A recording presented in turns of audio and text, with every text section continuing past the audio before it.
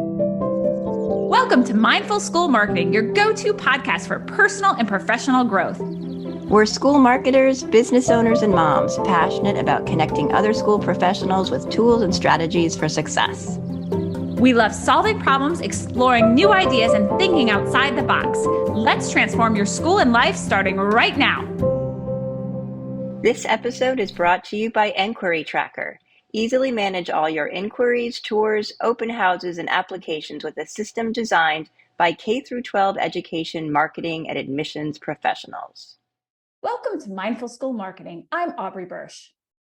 And I'm Tara Clays. Today we're joined by Todd Ormiston.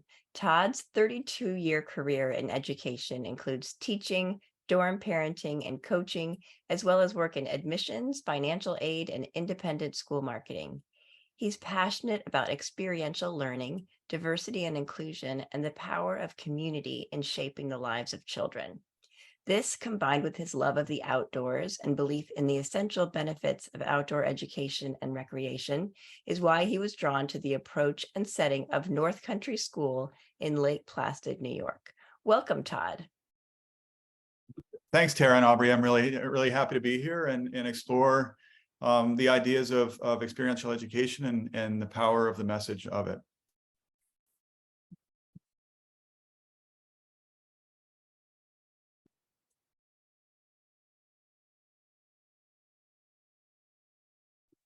You're muted, Aubrey. Oh, we're so excited you're here, Todd. Thanks so much for coming. It was such a great honor to meet you at National Small Schools Conference. We can't wait to continue this discussion here. It's going to be a great topic. But before we get started, can you tell us more about yourself? Sure. Yeah, I found North Country School through a path of education where I was really focused on the idea of children being children and appreciating the experience of growing up. And so in my past experiences, I've been mostly focused on schools that dive deep into world-class on-snow competitive snow sports and in the ski racing world and the world of snow sports that feed the Olympics and national teams. And so it was a really interesting change for me going from such an important and intense goal-oriented experience for children and notably their families to a school that really focuses on process and is less focused on the outcomes and more about how we get to the outcomes. And so North Country School has been really a breath of fresh air for me in my career, that we're digging down a little bit deeper about, especially at this age group, the middle school years, about character education and values development. Oh, cool. Skiing. What an interesting background to come from competitive skiing. Thanks for sharing. We met you recently at the National Small Schools Conference, and at that conference, you gave a really fascinating talk about communicating the effectiveness of experiential learning to traditional education loyalists. That was the title of your talk. So many of our listeners work at progressive schools and others at more traditional schools. Can you tell us more about your talk and the way that you approach messaging around experiential learning? Yeah, absolutely. And I think that my background with sort of goal-oriented competitive sports guided my marketing mindset in the past towards really focusing on the outcomes that children experience and the goal orientation of measurable outcomes that are really clear to see, whether it's finishing in a competition or being accepted into a certain prestigious college or being nominated to the U.S. ski team. Those are really clear outcomes that children and their families can form identifiable paths and relatable experiences for maybe the parents and their past experiences, children or competitive athletes. Coming to North Country School, it really shifted the way that I looked at explaining who we are, what we do, and why we do it. And if you ever come here to North Country School, on our campus, as you drive onto campus, you won't see a turf lacrosse field. You'll actually see a farm and a garden and horses grazing in the meadow. And for our families who are coming from more traditional school backgrounds, whether it's where their children are coming from or the school experience that they had, that's less relatable because they don't understand that some of the qualities and the values that children can acquire don't have to be done in a traditional school setting where academic rigor is measured by the number of hours of homework each night. And so that allowed me to take a step back and consider the value proposition of process-oriented education rather than outcome orientation or education. And so that really, it redirected the way that we shared who we are and what we did to create a relatable story. It's so fascinating. Oh, go ahead. Sorry. Sorry, and I think that's where we're going to head here is how do we tell those stories? And storytelling is one of the oldest forms of education and the most memorable and repeatable often, because sharing stories creates lessons learned, and that's really how we've started to be more clearly articulate not just who we are and what we do, but why and what the value proposition is for children once they leave North Country School. That's fascinating. I think I was just presenting to a Montessori school recently, and we were talking about the difference, like how do you market, right? When you're going against the grain of traditional education or a traditional format, right? And it sounds like what you're talking about, the storytelling and kind of helping people see the value in what you offer is vital to your marketing efforts, both internally and externally. I'm curious, like when you mentioned measurable before and how, a traditional environment might provide more measurable, things. How do you kind of combat that when you're looking at your more progressive education or non-traditional education? Sure. And one of the challenges that we have, and I was just actually speaking with one of our teachers about this morning, is that the perspective that many of our families come in is that it's an either or proposition. Either you experience an education, a hands-on progressive mindset education, or a traditional knowledge-based education. And it really isn't that.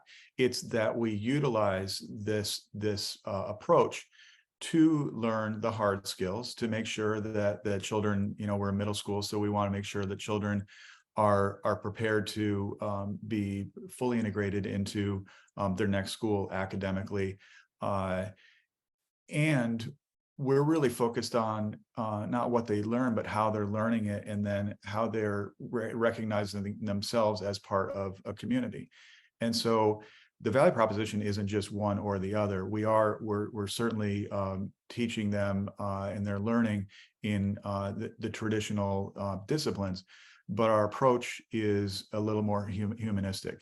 How are we measuring those things? Well, the portrait of a graduate of North Country School is that they are well suited and ready for the next academic experience that they have. We've also learned that our students are more likely to dive in and find ways to be better connected to their community, find where they fit a little more actively, approach students more, approach their teachers more directly in terms of asking for support and being more actively engaged in the classroom. And so our students are active learners, and isn't that the core of being an experiential learner, is that you're part of your learning experience, not just on the receiving end.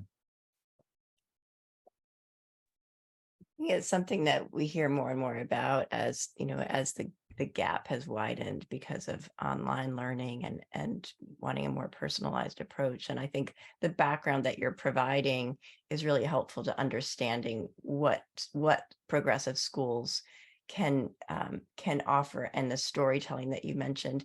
I'm curious if you can share with us what are the ways that you found find prospective families for your school who are looking for this type of experience? And what are the most successful marketing strategies and tactics, maybe including that storytelling, it sounds like is effective for you, but can you share a little bit specifically about how you target your prospective families and what marketing is for you guys there? Yeah, and I'll start with a story of non-success. As we were coming into and out of the real focused lockdown on COVID, we began a very focused digital marketing campaign that included embedded ads throughout like-minded websites, as well as Facebook advertising. And we built a microsite for a landing page, and we let it go, and we spent an ample amount of money to make sure that it was going to be successful. That campaign, from a metric standpoint, was unbelievably successful. We had our click-through rate was phenomenal. Our time on site was phenomenal. Our multiple clicks through our site were phenomenal, and our outcomes were miserable. We really only received a handful of credible inquiries through that very significant campaign. So we did all the right things, and we didn't have any of the right outcomes. Took a step back and realized that we weren't meeting our families where they were in the mindset of having a conversation about a junior boarding school. And though we were speaking to them in places where they were, we weren't speaking to them in places where they were with the mindset of having a child go to away to a junior boarding school. So we took a step back and recognized that providing context and meeting our people, our quote unquote, our people where they are, was the most important approach. And so with that, we hired Elizabeth Davis, who was my co-presenter at the Small Schools Conference. We hired Elizabeth as our main PR associate here, and contracted her in to do approximately 20 hours of work a week. And we really took the budget away from our digital marketing campaigns and put it into PR and earned media. We realized that because we are not a traditional learning environment, as people might say, we needed third-party endorsement that what we were doing was important, it mattered, and it was impactful. And so we really focused on earned media and storytelling in the media using third-party endorsement to tell the story for two reasons. One is we believe that what we're doing in our approach to education is a positive way for children to learn, and hopefully others may pick up on that and recognize the value of an experiential place-based education. And the other reason is we were meeting the people where they were, and we were piquing their interest in a different way of learning. And we found that not only were we hearing back from like-minded organizations that wanted to learn more about what we did so that it could improve their experiences for their children and their faculty, but we were also starting to acknowledge that we were getting a lot more inquiries, a lot more interest in the school through an earned media PR strategy than a digital marketing campaign. For those schools out there who are unfamiliar with kind of PR and getting in the media and everything like that, can you explain a little bit more about that strategy? Sure. So I'll give an example of one of the news stories that we were featured in. It was a regional news station that came to speak to us about.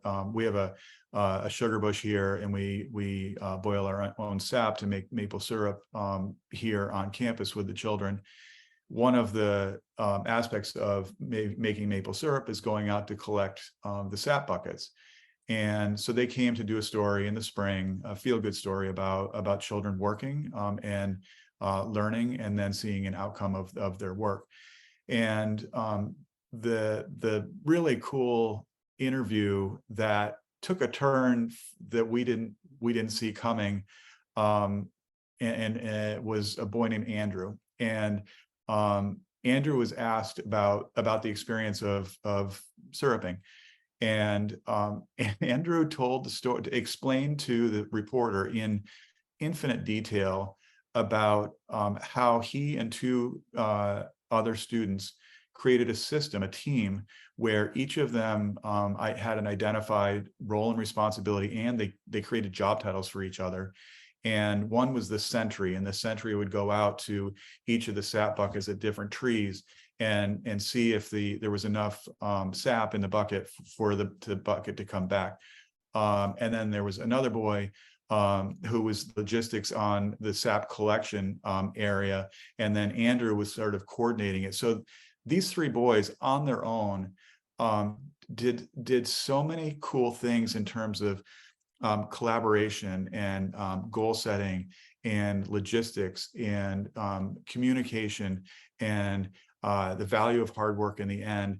And then maybe the most important aspect of experiential education, they were able to reflect on this experience and then look backwards and say, wasn't that cool that we did this, this, and this, and not just be task oriented. So it was a holistic approach to what seems like sort of a rudimentary experience. All of a sudden, Andrew was telling this story to this news reporter, and it was just compelling because in 30 years or so, when Andrew was in the workforce, he's going to take that experience and apply to how he works and collaborates with his coworkers or his family or his community. And so some of the most amazing things come directly from the children and their experiences and why it's personally impactful to them. I love that story. And I also love that you make syrup. That's really neat. What a unique thing for your school to offer, and what a great story to be able to share. And the PR work that you do sounds like it's really making an impact. And I think that's something that a lot of schools probably don't pay a lot of attention to or rely on, because digital marketing is kind of easier in a lot of ways, right? So I want to ask you about challenges. So what are your biggest challenges to marketing? I think there are a couple things. I first of all, we because we are very process oriented as an organization, and our mindset is thoughtfully putting our children at the center of the circle.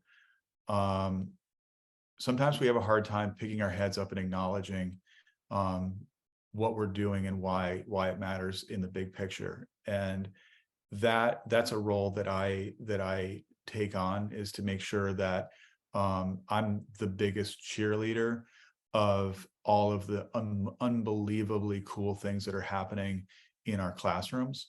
And our teachers are incredibly talented and motivated and bright and very focused on the children. And they're often not picking their own heads up to say, hey, Todd, we're working in the teaching and learning kitchen today to learn about preserving kohlrabi, and we're working with the kids on each of the steps, and not just how to put vinegar, garlic, and kohlrabi in a can, but to understand why what does the vinegar do to preserve the vegetables, and why is the garlic important to the preservation of it, and what are the outcomes, and what are the different temperatures that you have to get the vinegar to allow.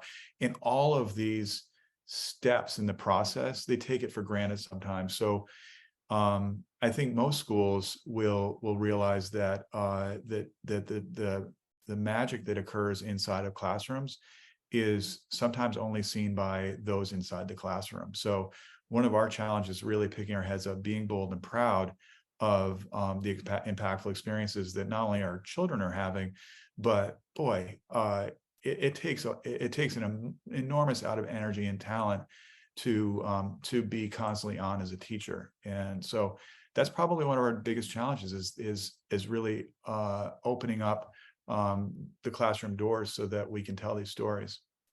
Yeah, keeping that top of mind is hard. Mm-hmm. Absolutely. And when I think about retention, so when we talk about retention, we talk about showcasing to both external and internal the value that's happening within a school. And it's so often the magic that's happening in the classroom, as you mentioned. So I know that a lot of other schools face that challenge as well. I would love to ask, because I know I can almost hear the schools in my head talking and asking this question, is, given there's external marketing and there's internal marketing to your own families for retention, right? Because you have to share those stories with them. What have you found to be some really effective strategies around internal marketing to showcase to your current parents, here's what we're doing, here's your child's experience, and really showcasing what you do so well there? Yeah, there are two things come to mind very quickly, and it's weekly communication with our parents. We have a Friday feedback that our teachers are sharing every Friday with our families of how the week went, and each of those, and they're a very time-intensive exercise for our teachers. And we intentionally do our best, and teachers are busy, but we do our best to intentionally allow them to set time aside to thoughtfully write these notes on Friday feedback. The other thing that we do is we have set quite a bit of time aside and resources towards our NCS This Week blog, and it can be found at northcountryschool.org, and it's under our news and notes section. And our weekly blog also comes out on Friday, and we have a dedicated house parent and teacher who has a significant amount of their time is dedicated to building the blog. And the blog focuses on really 5 aspects of our school per week: the academic experience, the community experience, and then really strong focus on our 3 signature programs: our farm, food, and garden program, our visual and performing arts, and then our outdoor program. And so that blog, it is branded, it's thematic. The language that we use is very intentional, and it tells a story about what happened that week here at North Country School. And the other cool thing is that we make sure that every one of our students is in one of the pictures in the photo gallery that comes out every Friday as well, because we want to make sure that our parents are seeing, we're a boarding school, about 2/3 of our students are from away. And so we want to make sure that every single parent sees their child actively engaged in learning here at North Country School every single week. I love that. And I encourage our listeners to check out your website with your blog. I know you and I talked about your website, and I took a look at it and I was like, wow, you don't need me. Your website looks great. And the blog is fantastic. It's a big effort to do that, but I'm sure it pays off in many ways. And also with SEO too, for your website to be coming up in searches with all of the fresh content that you have. So big shout out to you and those who participate in that process, because it's really magnificent. So I want to give you a shout out for that. I'm going to move on to a question that we ask our guests about mindfulness, because Aubrey and I pay a lot of attention to that. And some of the things that you've talked about, really progressive education often does include a mindfulness component to it. So we talk about mindfulness as it applies to marketing, as it applies to people who do marketing for independent schools and for leaders of independent schools. So can you share with us how you would define mindfulness and how you apply it to your life and work? Sure. I think, well, I can start personally. I like to be outside a lot, and I do quite a bit of hiking. We're here in the heart of the High Peaks region of the Adirondacks, so it's right out our back door. And I know all of us who work in schools, we're working through micro crises often. I don't want to say it's every single day, but it seems like a micro crisis happens often. And so if I'm practicing it, if I'm sharing that approach is important for our children, I certainly have to personally practice it. So for me, my regenerative place is to be outside, and some of my best ideas come on a hike or sitting at the top of a hill and looking out. And I often do that alone or with my dog Lucky. And so it's really important to have that personal check-in. We also have some pretty intentional check-ins with each other, and I have my people that are checking in on me often, and I want to make sure that I'm doing that for them as well, because really the heartbeat of who we are, what we do is my colleagues. In terms of mindfulness with our children, we made a strategic hiring decision this year add a second mental health counselor.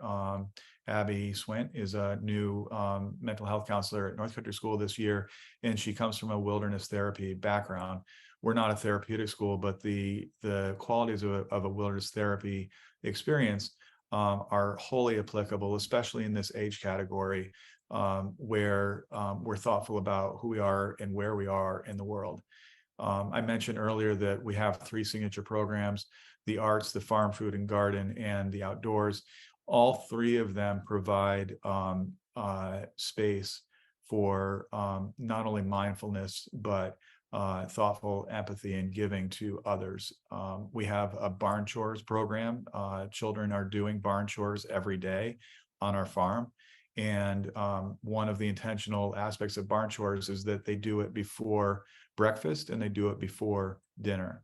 And the reason that is we have this mindset that we take care of the animals and feed the animals before we feed ourselves.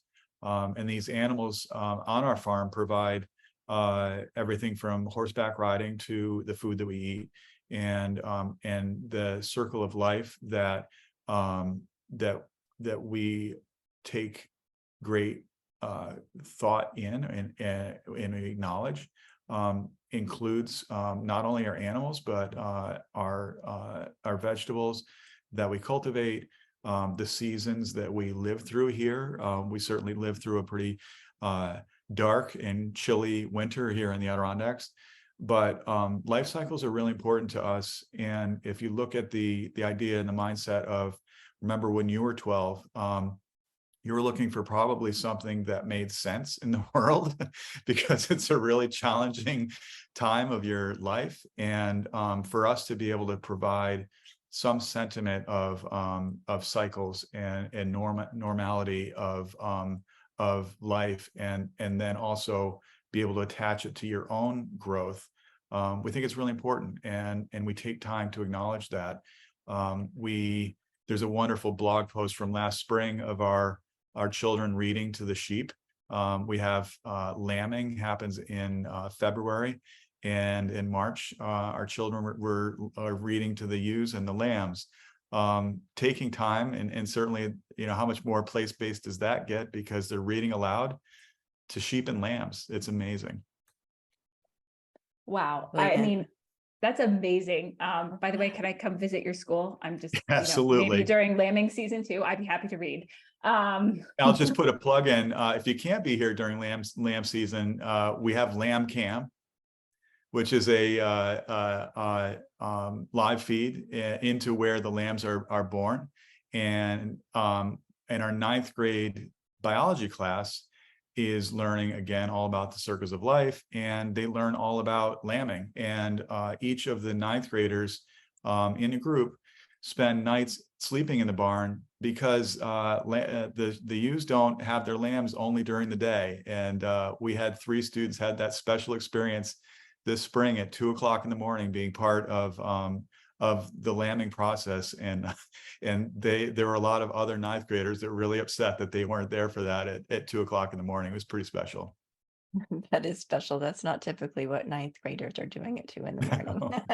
No, I love that. How That's neat, so yeah. amazing. What an amazing program. And I love how you wove in mindfulness and kind of that mental health component, which is so important both for your faculty and staff as well as for your students. So it was, thank you so much for sharing all that. That was really amazing. And I definitely, if I'm not on the Lamb Cam, I want to book a visit to come see your campus.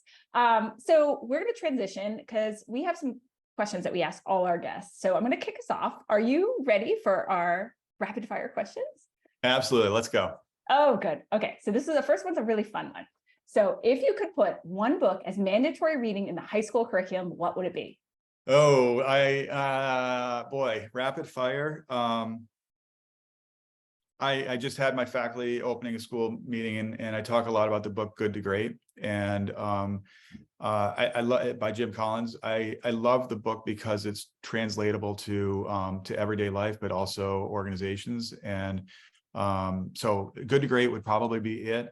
Partly because it's top of mind right now, and partly because I think it delivers a lot of messages that a lot of us could benefit from in all walks of our lives.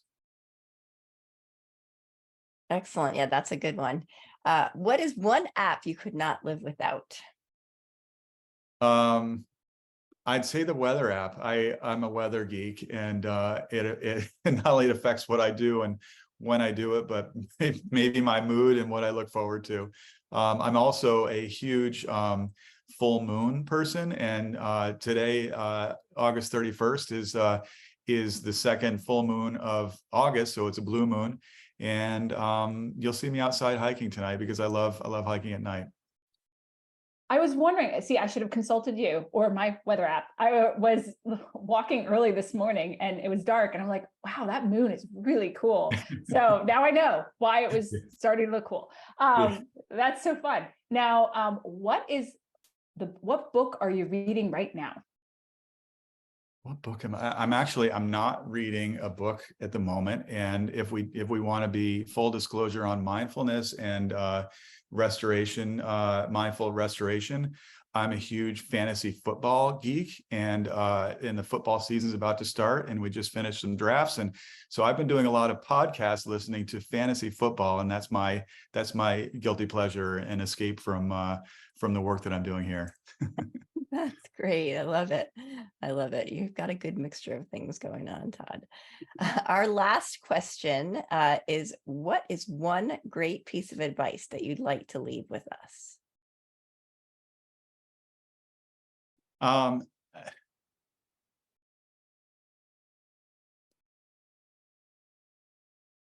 You don't have to be everything to everyone, and whether personally or organizationally, and be honest with yourself or your organization of what you are, and just as importantly, what you're not, and make sure that your blind spots and your shadows are known to you personally, and organizationally.